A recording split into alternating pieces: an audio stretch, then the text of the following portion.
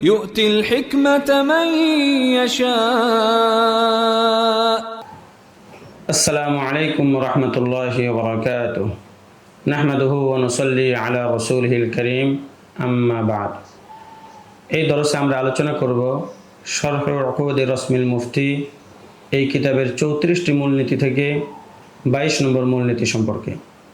22 নম্বর মূলনীতি হলো ইবাদাতের মধ্যে মুতলাকান ইমাম আবু হানিফা রহমাতুল্লাহি আলাইহির কওলের উপর ফতোয়া হবে। এর বিস্তারিত বিবরণ হলো যে ইবাদাত যেমন তহারাত, নামাজ, সিয়াম, জাকাত, হজ ইত্যাদি বিষয়ে সবসময় ইমাম আবু হানিফা রহমাতুল্লাহি আলাইহির প্রসিদ্ধ এবং রাজেহ কওলের উপর ফতোয়া হবে। এই সকল মাসালার মধ্যে যদি ইখতিলাফ হয় তাহলে ইমাম আবু হানিফার কওল ছাড়া সাহেবাইন ও গায়রার কওলের উপর ফতোয়া দেওয়া হবে না।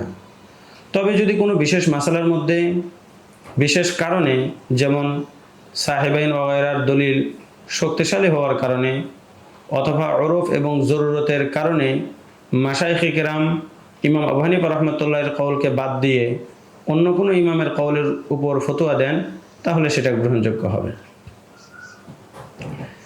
এই ব্যাপারে আল্লামা শামী রহমতুল্লাহি আলাইহি বলেন যে আল্লামা ইব্রাহিম আল হালবি রহমতুল্লাহি আলাইহি কাবেরি শরহে মুনিয়ার মধ্যে বলেছেন যে অনেক তাতাব্বু তালাশ করে, অনুসন্ধান করে, গবেষণা করে দেখা গেছে যে মাশায়েখে কেরাম, উলামায়ে কেরাম ইবাদাতের মাসালার ক্ষেত্রে সাধারণত ইমাম আবু হানিফা রহমতুল্লাহি আলাইহির প্রসিদ্ধ ও মশহুর কওলের উপর ফতোয়া দিয়ে থাকেন, অথবা এমন কোনো কওলের উপর ফতোয়া দিয়ে থাকেন যে কওলটা মূলত ইমাম আবু হানিফা রহমতুল্লাহি আলাইহির কওলেরই মুওয়াফিক বা তার থেকেই বর্ণিত। এখানে আমরা দুইটা দৃষ্টান্ত পেশ করছি যেগুলোর মধ্যে এমন কওলের উপর ফতোয়া দেওয়া হয়েছে যেটা মূলত ইমাম আবু হানিফা রহমতুল্লাহি আলাইহির কওল। যেমন মায়ে মুস্তামালের হুকুম কি? মায়ে মুস্তামালের হুকুমের ব্যাপারে ইমাম আবু হানিফা এবং ইমাম আবু ইউসুফ রহমতুল্লাহি আলাইহির মতামত হলো সেটা নাপাক, আর ইমাম মুহাম্মদ রহমতুল্লাহি আলাইহির মতামত হলো সেটা তহের গয়র মুতাহের, নিজে পবিত্র তবে এটার দ্বারা পবিত্রতা অর্জন করা যায় না। এই মাসলার মধ্যে ইমাম মুহাম্মদ রহমতুল্লাহি আলাইহির কওলের উপরেই ফতোয়া, আর ইমাম মুহাম্মদ রহমতুল্লাহি আলাইহির কওল মূলত ইমাম আবু হানিফা রহমতুল্লাহি আলাইহিরই একটা মারজুহ কওল। 2 নম্বর দৃষ্টান্ত হলো যদি কোনো ব্যক্তির নিকটে নবীজে তামর থাকে, খেজুর ভিজানো পানি থাকে, এছাড়া অন্য কোনো পানি না থাকে, তাহলে সে কি করবে? এ ব্যাপারে ইমাম আবু ইউসুফ রহমতুল্লাহি আলাইহির মতামত হলো সে ব্যক্তি তায়াম্মুম করবে এবং এটার উপরেই ফতোয়া। 2 নম্বর ইমাম মুহাম্মদ রহমতুল্লাহি আলাইহি বলেন সে ব্যক্তি ওযু করবে, তায়াম্মুমও করবে। আর ইমাম আবু হানিফা রহমতুল্লাহি আলাইহি বলেন সে ব্যক্তি সেই নবীজে তামর দ্বারা ওযু করবে।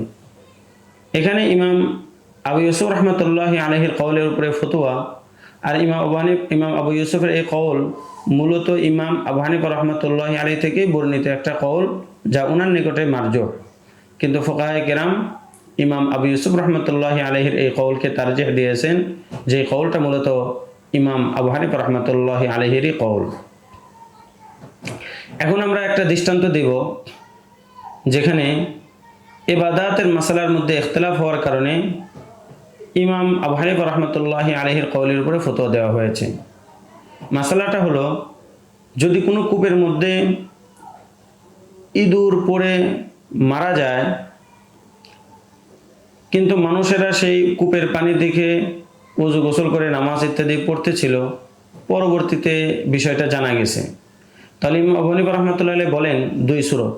প্রথম সুরত হলো যদি ইঁদুরটা ফুলে বা ফেটে না যায় তাহলে 1 দিন 1 রাতের নামাজ দোহরাতে হবে, আর যদি ইঁদুর ফুলে ফেটে যায় তাহলে 3 দিন 3 রাতের নামাজ পুনরায় পড়তে হবে।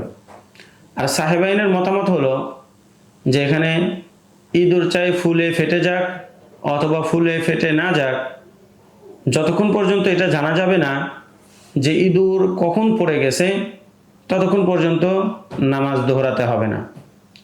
তো এটা তহারত সংক্রান্ত মাসালা, যেটা ইবাদাতের অন্তর্ভুক্ত। এই কারণে ফুকায়ে কেরাম ইমাম আবু হানিফা রাহমাতুল্লাহি আলাইহির কওলের উপরে ফতোয়া দিয়েছেন। আর মূলত ইমাম আবু হানিফা রাহমাতুল্লাহ কওলের উপরেই এখানে বেশি ইহতিয়াত এবং সতর্কতা রয়েছে। এতক্ষণ পর্যন্ত আমরা 22 নম্বর মূলনীতি সম্পর্কে আলোচনা করলাম। পরের দরসে আমরা 23 নম্বর মূলনীতি নিয়ে আলোচনা করব ইনশাআল্লাহ তাআলা। আসসালামু আলাইকুম ওয়া রাহমাতুল্লাহি ওয়া বারাকাতুহু। يشاء ومن يؤت الحكمة فقد أوتي خيرا كثيرا وما يذكر إلا أولو الألباب